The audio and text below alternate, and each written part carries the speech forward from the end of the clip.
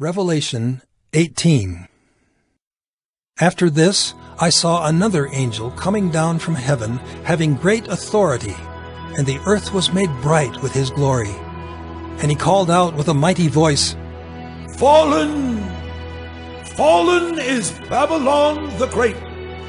She has become a dwelling place for demons, a haunt for every unclean spirit, a haunt for every unclean bird, a haunt for every unclean and detestable beast. For all nations have drunk the wine of the passion of her sexual immorality, and the kings of the earth have committed immorality with her, and the merchants of the earth have grown rich from the power of her luxurious living. Then I heard another voice from heaven saying, Come out of her, my people, lest you take part in her sins, lest you share in her plagues. For her sins are heaped high as heaven, and God has remembered her iniquities. Pay her back as she herself has paid back others, and repay her double for her deeds. Mix a double portion for her in the cup she mixed. As she glorified herself and lived in luxury, so give her a like measure of torment and mourning, since in her heart she says, I sit as a queen. I am no widow, and mourning I shall never see. For this reason her plagues will come in a single day, death and mourning and famine, and she will be burned up with fire. For mighty is the Lord God who has judged her. And the kings of the earth who committed sexual immorality and lived in luxury with her will weep and wail over her when they see the smoke of her burning. They will stand far off in fear of her torment and say, Alas! Alas! You great city, you mighty city, Babylon! For in a single hour your judgment has come!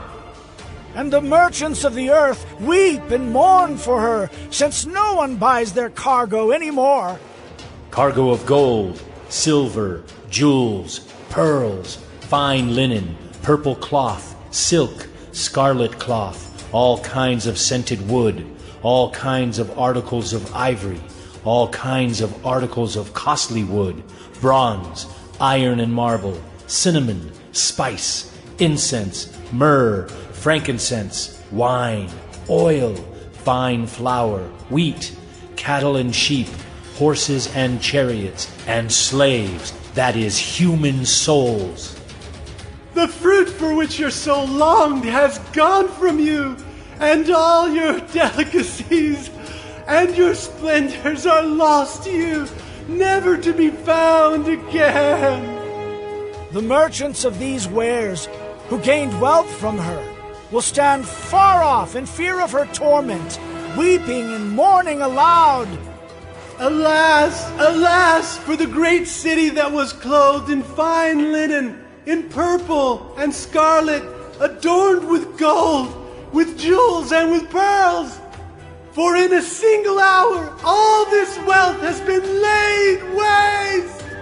And all shipmasters and seafaring men, sailors and all whose trade is on the sea, stood far off and cried out as they saw the smoke of her burning.